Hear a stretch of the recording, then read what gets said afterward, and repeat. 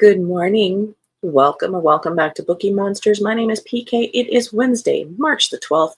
We're here to look at new releases that have been published this week. And on Wednesdays, we look at romance. And women's fiction I've added. So we will see what they are giving to us this week. Hope you're having a good day. Good morning, Elena. How are you doing today? You're great. Oh, you are welcome. And she also says hello to Cajun and Mary. Oops, I have the wrong banner on. There we are. Quick announcements. I don't have any sprints tonight. I don't do them on Wednesdays. Our next sprints are tomorrow evening at 8 p.m. Eastern.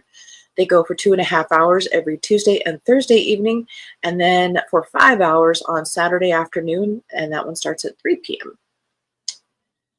Let us jump in and look at romance and women's fiction. Lucy Score has a new one today, or yesterday technically, this week. Story of My Life. First in the Story Lake series. Hazel Hart was a successful romance novelist until a breakup drives her straight into writer's block. Having failed and failed some more to deliver her new manuscript, she's hiding from the world behind a wall of old takeout containers until her publisher lays down the law. If she misses her next deadline, it's the end. Desperate for inspiration, Hazel impulse buys a historic home online and flees Manhattan to tiny Story Lake, Pennsylvania. Upon her dramatic arrival involving an incident with a bald eagle, she discovers the charm of her new home may have been slightly exaggerated. The house is a wreck and the town is struggling after their biggest employer shut down. Also, since her raccoon-infested home came with a seat on the town council, our introverted heroine is stuck with a front row seat to all the small town shenanigans. But Hazel isn't worried, not since all 6 feet 3 inches of grouchy contractor Campbell Bishop slapped a bandage on her forehead and unintentionally inspired the heck out of her. There's only one thing to do. Hire Cam and his equally gorgeous brothers to renovate her new spider museum house. Okay, 2 things. A fake date for research purposes will really put her work in progress on track. Before Hazel knows it, she's writing a romance novel and living one, at least until the drywall dust settles. The town she's falling in love with faces bankruptcy, and growly Cam remembers why he can't live happily ever after.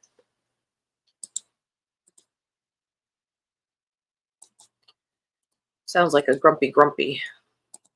And she's not grumpy necessarily. She just has writer's block. It's just writer's block. Good afternoon, Helen. How's it going? How's your day been going? Fan Service by Rosie Denan. The only place small-town outcast Alex Lawson fits in is the online fan forum she built for the Arcane Files, a long-running werewolf detective show. Her dedication to archiving fictional supernatural lore made her internet famous, even if she harbors a secret disdain for the show's star, Devon Ashwood. Never meet your heroes. Sometimes they turn out to be the worst. Ever since his show went off the air, Devon and his career have spiraled, but waking up naked in the woods outside his LA home with no memory of the night before is a new low. It must have been a coincidence that the once-in-a-century wolf blood moon crested last night. The claws, fangs, and howling are a little more difficult to explain away. Desperate for answers, Devon finds Alex, the closest thing to an expert that exists. If only he could convince her to stop hating his guts long enough to help. Once he makes her an offer she can't refuse, these reluctant allies lower their guards, trying to wrangle his inner beast. Unfortunately, getting up close and personal quickly comes back to bite them.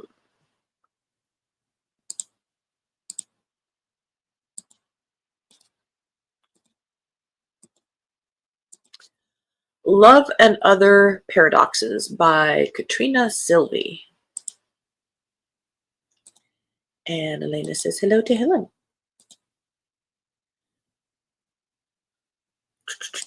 Cambridge University, 2005. Student Joe Green scribbles verses in the margins of his notebook, dreaming of a future where his words will echo through the ages, all while doubting it could ever happen.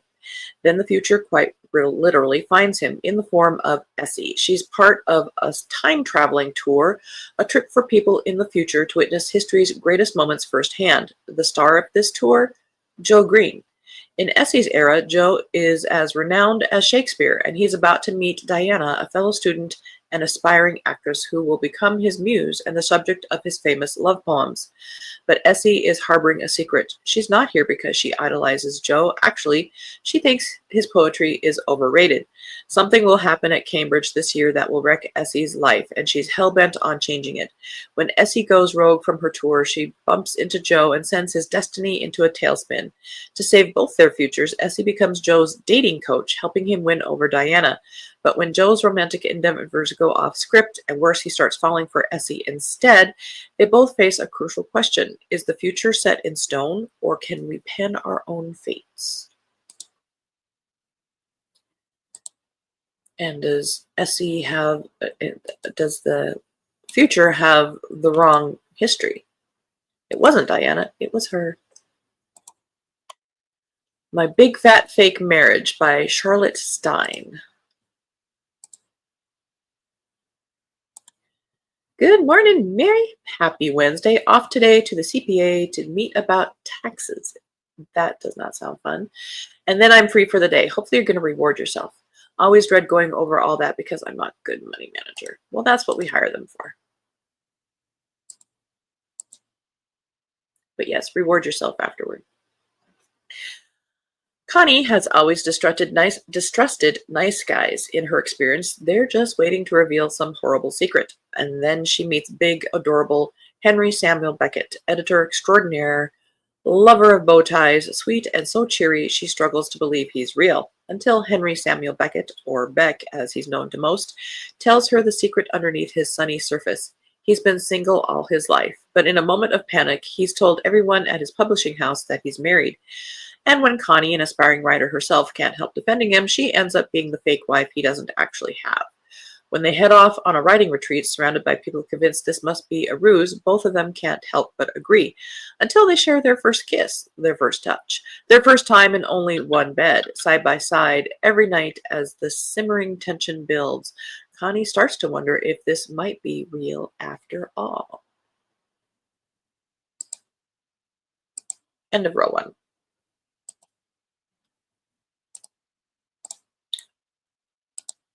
Oh, look, another hockey romance. Hockey players aren't really that romantic. Have you watched hockey? I watch hockey. They're not really like that. Shoot Your Shot by Lexi LaFleur Brown. Jalen J.J. Jones' hockey career is over. After not securing an NHL contract with the Seattle Rainiers, Jalen decides to bid the city farewell with a final night of fun, blowing off steam with an anonymous one-night stand. But when a last-minute roster spot opens up on the Rainiers, he connects his luck to the girl he spent the night with. Really. Superstitious Jalen is desperate to keep her around. His career depends on it. Aspiring tattoo artist Lucy Ross isn't so sure about the proposition to remain Jalen's lucky charm. She's been called a lot of things in her life, but good luck has never been one of them. But stuck in a career slump, Lucy has everything to gain. Hoping for an apprenticeship hasn't offered much stability, and Jalen is willing to pay any price to get Lucy to agree, so maybe sending him a routine text message before each game won't be too hard. What starts as an agreement to trade favors, a good luck text in exchange for tattooing practice for Lucy's portfolio, quickly turns into sizzling chemistry that's too delicious to deny. But Lucy's been in too many situations to even think about getting attached again, and Jalen is clearly only with Lucy as long as it's helping his gameplay. Sounds like love to me.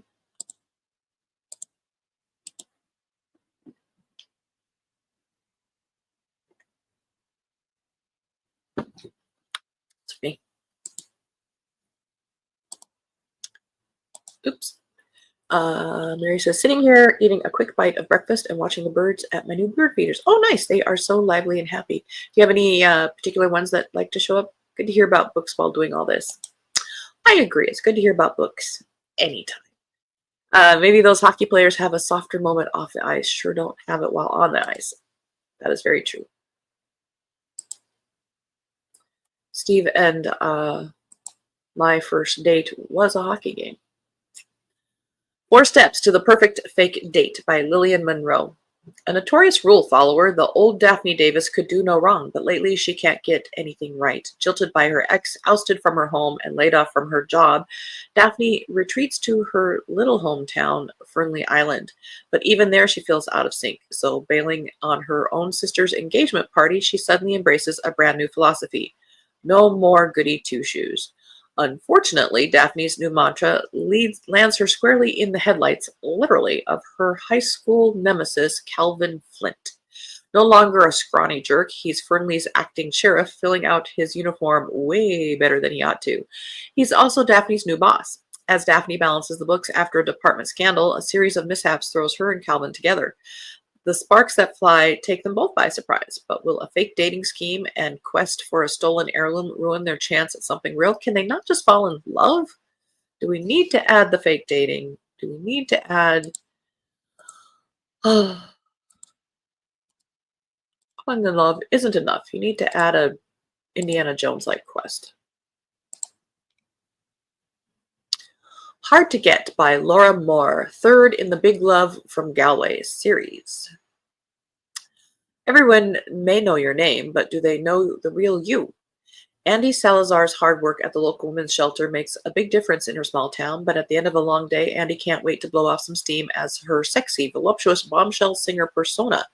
Andy burns down the stage with her fiery spirit, catching the eyes of Galway High's popular new math teacher, Kevin Mahoney. After his ex dubbed him as too vanilla, Kevin's on a mission to find the real version of himself. One look at Andy and he nearly bursts into flame. After colliding in the hallway, their chemistry leads to a hot, sweet hookup that leaves him wanting more. But when their work brings them together again, Andy and Kevin can't stay apart for long. Kevin is the first man Andy feels like she can trust, and conversation with Andy makes Kevin truly enjoy opening up to her. Although friendship may be safer, romance could be everything and more, especially when an unexpected variable changes their lives in the best way possible.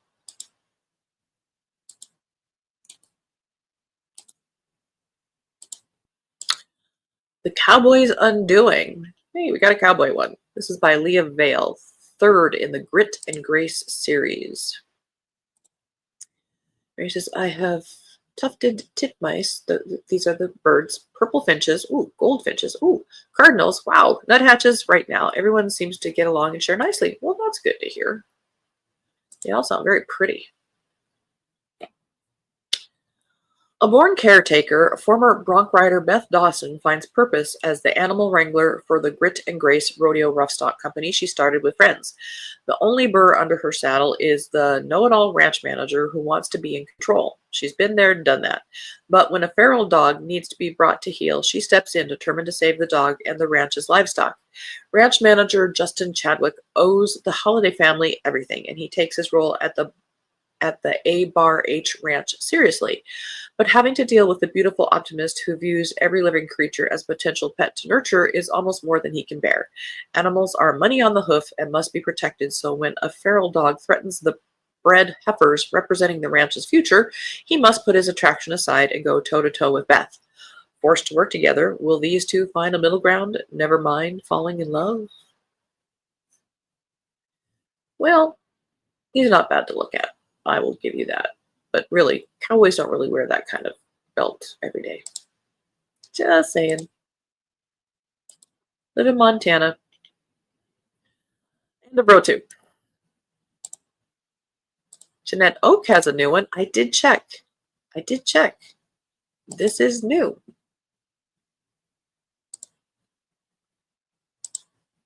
The Pharisee's wife. Like most young women in ancient Israel, Mary has little control over her own destiny. When Enos, a rising Pharisee, sees her one day in the market, the most beautiful woman he has ever laid eyes on, and determines to make her his wife, Mary's fate is quickly sealed. His exorbitant bride price is the only hope her parents have of escaping abject poverty, but surely the fact that such a devout and esteemed man has chosen a girl of her station must be a sign of blessing. When Mary enters training to become the proper Pharisee's wife, it is It is as though she has been abandoned in a foreign land, where one misstep could cost her greatly. That feeling only deepens when she discovers Enos is all she feared he might be, treating her merely as a prize he has won, and worse. Then rumors of a miracle-working traveling prophet change everything, and Mary and Enos are swept up in events that will challenge all they hold dear and forever alter their futures.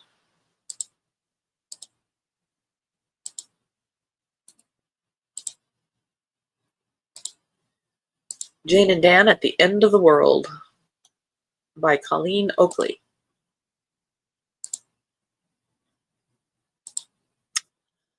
Jane and Dan have been married for 19 years, but Jane isn't sure they're going to make it to 20. The mother of two feels unneeded by her teenagers, and her writing career has screeched to an unsuccessful halt.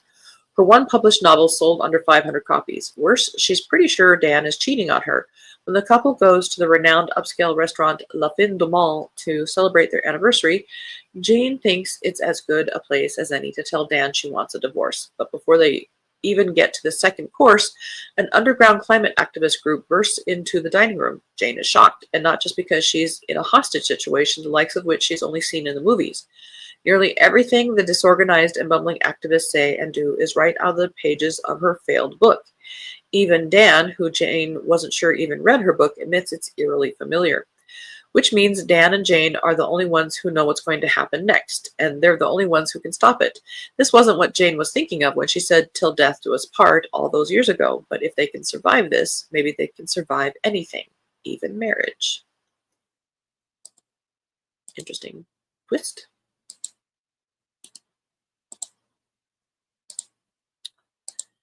Just Want You Here, Woo, by Meredith Tritz. The only love Ari has known is Morgan. Engaged in planning a life with him in New York, Ari is shocked when Morgan sits her down one rainy afternoon and tells her their decade-long relationship is over. They've been over for a long time now, he says, and Ari knows he's right. 28 years old and suddenly alone, Ari throws herself into a new job in Boston as assistant to a tech CEO. Wells is British, 12 years her senior, devoted husband and father. He's also captivated by Ari in a way neither of them can explain. Ignoring every warning signal from friends and their own instincts, they dive into a fiery affair, which becomes more dangerous as Ari finds herself intricately tangled with his wife, Leah. Nothing can prepare Ari for the choices she must make as she tries to uncover what's right for herself and for the people she can't let go. As a new path opens, a journey of lies and the twisted calculus of protecting them, Ari's second chance at happiness forces her to consider who she really is. Can you love someone without dragging them under? What does it take to start over again? So this is one of those women fiction category ones. I think that's kind of what we have remaining here, which is why I added the women's fiction ones, because we were a little short. We needed to beef up the category today. Kate and Frida. A novel of friendship, food, and books. I'm there. Sometimes a book can change your life. 20-something Frida Rodriguez arrives in Paris in 1991, relishing the city's butter-soaked cuisine and seeking her future as a war correspondent. But then she writes to a bookshop in Seattle and receives more than just the book she requests. A friendship begins that will redefine the person she wants to become.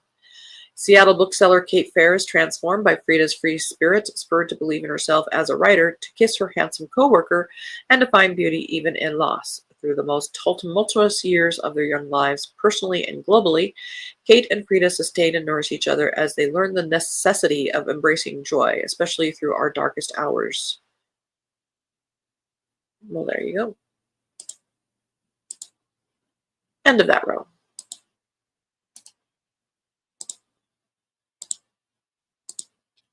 The Anatomy of Magic by J.C. Cervantes. Lillian Estrada seemingly has it all. An OB-GYN star on the rise, a master of balancing work with whirlwind romances, and part of a family of fiercely loyal and exceptional women, all bound together by an extraordinary secret.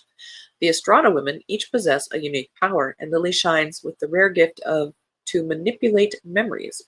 Yet not even her mystical abilities can shield her from a harrowing event at the hospital, one that sends her powers and her confidence spiraling out of control. Seeking solace, Lily retreats to her family's ancestral home in Mexico, only to find herself face to face with a ghost from her past, Sam, the first love she never forgot.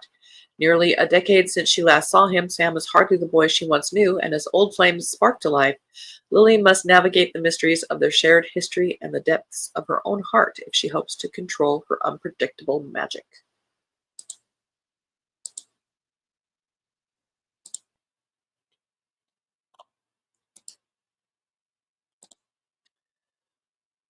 We are kind of running out of time. Let's see, Counterattacks at 30 by Wang Pyong-song and translator Sean Lynn Halbert. This is saying The Devil Meets Prada meets The Office in this witty, humane, and ultimately transformative story of a group of young workers who rebel against the status quo. Set in Korea. We're running out of time, so we're just going to go through these others quickly. The Woman on Platform 2 by Laura Anthony. In 1970s Dublin, all forms of contraception are strictly forbidden, but an intrepid group of women will risk everything to change that in this sweeping, timely novel, inspired by a remarkable and little-known true story. Set in 1969 and 2023. And last one, The Filling Station by Vanessa Miller. 1921, it looks like. It's set. Two sisters, one unassuming haven, endless opportunities for grace. Sisters Margaret and Evelyn Justice have grown up in the prosperous Greenwood district of Tulsa, Oklahoma, also known as Black Wall Street. In Greenwood, the Justice sisters had it all: movie theaters and entertainment venues, beauty shops and clothing stores, high-profile businesses like law offices, medical clinics, and banks. While Evelyn aspires to head off to the East Coast to study fashion design, recent college grad Margaret plans to settle in Greenwood, teaching at the local high school and eventually raising a family. Then the 1921 Tulsa Race Massacre upends everything they know and brings them unspeakable loss. Left with nothing but each other, the sisters flee along what would eventually become the iconic Route 66 and stumble upon the Threat Filling Station, a safe haven and the only place where they can find a shred of hope in oppressive Jim Crow America. At the filling station, they are able to process their pain, fill up their souls, and find strength as they wrestle with a faith in God that has left them feeling abandoned. That sounds kind of deep. Well, that's all we have time for today. Mary says more romances than normal, so it seems. Well, it is spring after all. Yeah. Spring is springing. All right. Well, again, I don't have any sprints tonight. I don't do them on Wednesday night. Our next sprints are tomorrow night at 8 p.m. Eastern. Tomorrow's morning show, we'll be looking at fantasy and science fiction. Hope you guys have a good Wednesday. Oh, Mary, you weren't on Steve's doctor's appointment yesterday. He didn't have to have a cast. They are just letting him have a splint he can take on and off. He is very happy. He's a very happy boy. Elena, thanks. Have a great rest of your day. You too, sweetie. And see you tomorrow morning. I will be here and hope you will be here too. All righty. So please, everybody, take care of yourself. You guys are in my heart. Read good books. And as the banner says, don't be a bookworm, be a bookie monster. Nom, nom, nom. Have a good day and God bless.